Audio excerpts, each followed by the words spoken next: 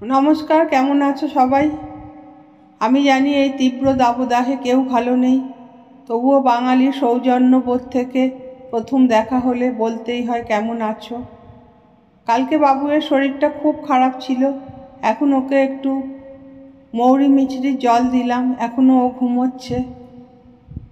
সব কিছু খাবার ও খেতেও পারে না, আর পেটটাও খারাপ, সেই জন্য কালকে রাত্রেই আমি জিজ্ঞাসা করে রেখেছিলাম কি খাবি, তো বলেছিল যে জলখাবারে একটু সাদা চাউমিন করে দিও। সেটাই আমি এখন করছি, একদম প্লেন চাউমিন, আলু আর গাজর দিয়ে আর একটু মরিচ আর নুন দিয়ে ওর জন্য করে রাখছি, ঘুম থেকে উঠে ও খাবে।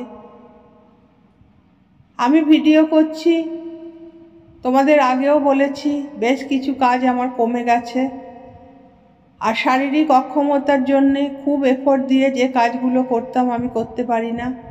নিজেকে ব্যস্ত রাখার জন্যে আমি ভিডিও করছি।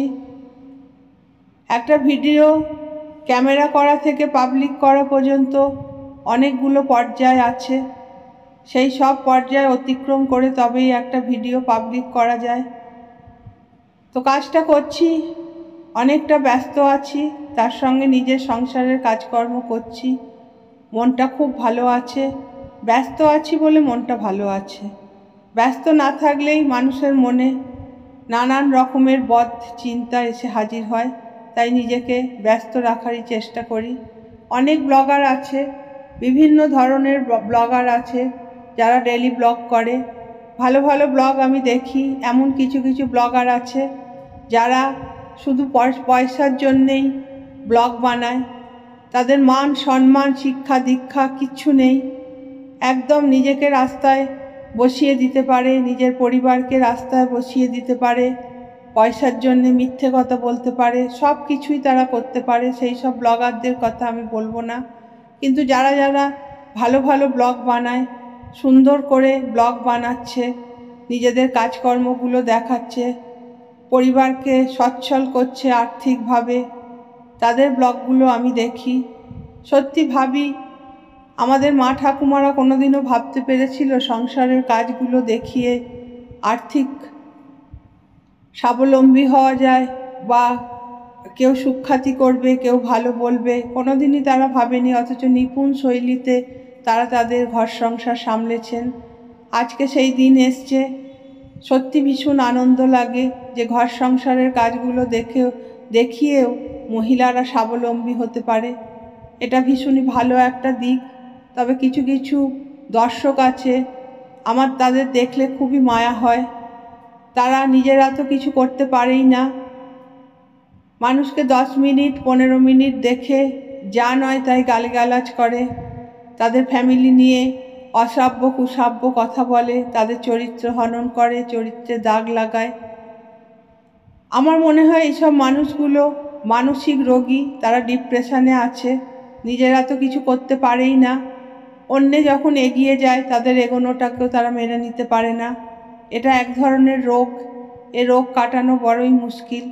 কিন্তু তবুও খারাপ লাগে যে তাদের সময় নষ্ট করে, অর্থ নষ্ট করে তারা কি করছে না অন্যের নিন্দে করছে। সুন্দর সত্যি ভাবলেও অবাক লাগে যে মানুষ এগুলো কি করে করে। এটা কি এক ধরনের, তোমরাও কি ভেবে দেখেছো এটা কি এক ধরনের রোগ নয়? মানুষকে চেনো না, জানো না, তাকে দেখোনি, একটুখানি সময় তাদেরকে দেখে তাদের নামে যা খুশি তাই মন গড়া কথা বলে দিচ্ছ। ব্যাপারটা খুব অদ্ভুত লাগে। আমি তো তাদের থেকে শিখি, তারা সুন্দর করে কাজ করে, সুন্দর করে সাজগোজ করে। প্রতিটা ক্ষেত্রে প্রতিটা মানুষের থেকে শেখার আছে। শেখার জন্যে বয়স বা ছোট বড় কোনো ব্যাপার নেই, সবাই সবার থেকে শিখতে পারে, শেখার কোনো বয়স নেই। একজন বয়স্ক মানুষ কখনোই ভাবতে পারে না আমি সব জানি, আর আমার থেকে যারা ছোট তারা কিছু জানে না। আমি তো আমার ছেলের থেকেই সদা সর্বদা শিখি। সত্যি কথা বলতে কি, আমার তো মনে হয় যে বাবুই হওয়া থেকে আর কি আমার পুনর্জন্ম হয়েছে। কত কিছু যে ওর থেকে আমি শিখি, আরও এই ব্লগারগুলোর থেকে। সত্যি কত ভালো ভালো করে তারা, দেখে দেখে অনেক ভালো লাগে। অনেক কাজ আমি তাদের থেকেও শিখেছি। তারা হয়তো আমার থেকে অনেকই ছোট, এমনও অনেকে আছে তাদের থেকে আমি কত না কিছু শিখি। জীবনটাকে খারাপ দিকে না নিয়ে গিয়ে, সময়টাকে যদি খারাপ দিকে না গিয়ে ভালো কিছু করার চেষ্টা মানুষ করে, তাহলে তারও উন্নতি, তার পরিবারেরও উন্নতি। কিন্তু অনেক মানুষই দেখেছি সেগুলো করে না। আমি বলেও যে কোনো লাভ হবে এমনটাও নয়। তবুও খারাপ লাগা ভালো লাগা সবটাই যখন বলছি, বিষয়টা আমার খুবই খারাপ লাগে যে না জেনে বুঝে মানুষ মানুষের নামে কেমন কথা বলে দিতে পারে। কি খারাপ তোমরা নিজেরাও জানো না। অকারণে দেখোনি কিছু না, বাজে বাজে কথা বলছো, তাদের চোখের জল ফেলছো। এটা ঠিক নয়। এই চোখের জল তোমাদেরও ফেলতে হবে। একদিন না একদিন নিজের পরিবার থেকে দূরে চলে যাবে, নিজের পরিবারের লোকের কাছে তুমি অচ্ছুত হবে। এগুলো না করে ভালো করো, সময়টা ভালো দিকে কাটাও, ভালো ভালো বই পড়ো, এইভাবে নিজেকে পরিবর্তন করার চেষ্টা করো। তাতে তোমারও মঙ্গল, অন্যেরও মঙ্গল। আজকে এই পর্যন্তই। ভিডিওটা এখানেই শেষ করে দেব। সবাই ভালো থেকো। টাটা।